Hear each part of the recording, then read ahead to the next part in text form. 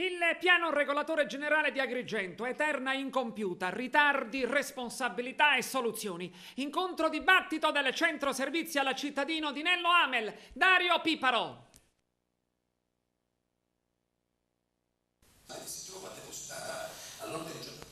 Nello Amel organizza un convegno al Dioscuri Bay Palace partecipato da una cinquantina di persone, tra cui anche alcuni consiglieri comunali. E l'ex consigliere comunale di Agrigento, dopo il corso legato all'Italia dei Valori di Di Pietro, ha inaugurato il suo progetto politico circa un anno fa. Un progetto che per la sua particolarità merita una breve analisi. Amel si è fatto portatore di una concezione della politica all'inverso, se consideriamo la maniera di intenderla al giorno d'oggi. Non una concezione verticale, mirata al partito, al voto d'appartenenza o alla crescita rappresentativa, ma al contrario una sorta di progetto orizzontale, di contatto con il territorio, una mission più orientata al singolo. Non a caso la denominazione parla da sé, centro servizi per il cittadino. Una maniera diversa, rischiosa sicuramente, che comunque, discutibile o meno, caratterizza Amel nel territorio. E dopo aver affrontato il caso delle bollette cosiddette gonfiate di Girgenti Acque, Amel si concentra sul piano regolatore generale. L'incertezza sull'applicazione del PRG ad Agrigento è stata anche confermata implicitamente dall'amministrazione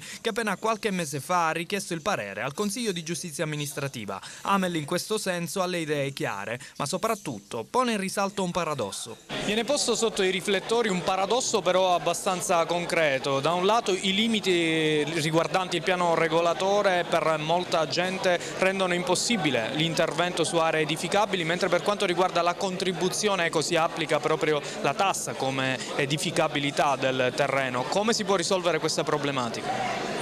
Completando l'iter del piano regolatore generale. Ormai ci sono gli ultimi atti da porre in essere, di cui uno fondamentale è l'approvazione da parte del Consiglio Comunale delle linee guida a prescrizione esecutive, che renderebbero possibile finalmente operare attraverso piani di lottizzazione e tutti gli strumenti urbanistici conseguenziali e utilizzare le aree edificabili, perché in questo modo prima di tutto avrebbe una giustificazione la tassazione, perché si tratta di terreni che sono aree edificabili e si può già edificare, mentre invece adesso si paga la tassa sulle aree edificabili, ma se uno chiede la concessione non gliela rilasciano perché non si può edificare, perché mancano le prescrizioni esecutive. Poi consentirebbe, con l'operatività del piano regolatore, di mettere in circolo un meccanismo virtuoso. Ci si possono aprire almeno 600 cantieri nella città di Agrigento.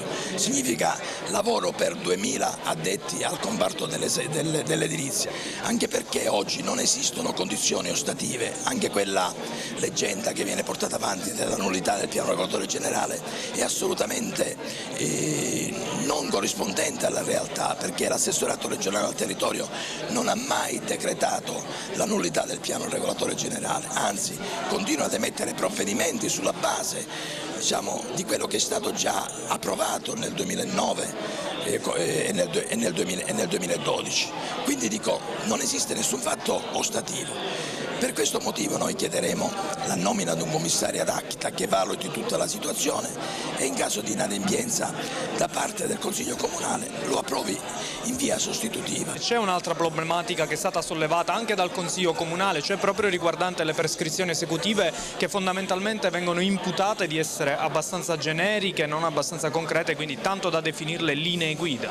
Sì, in effetti l'espressione linee guida è un'espressione un po' forzata, non esiste forse nella normativa urbanistica questo tipo di adempimento, però anche se noi le consideriamo subalterne rispetto alle prescrizioni esecutive, che sarebbe meglio che fossero prescrizioni esecutive perché darebbero assoluta chiarezza sui comparti edificatori, però consentirebbero di operare attraverso piani di lottizzazione e quindi consentirebbero anche di evitare tutte quelle problematiche relative agli espropri, all'individuazione delle strade che dovrebbe fare direttamente il Comune.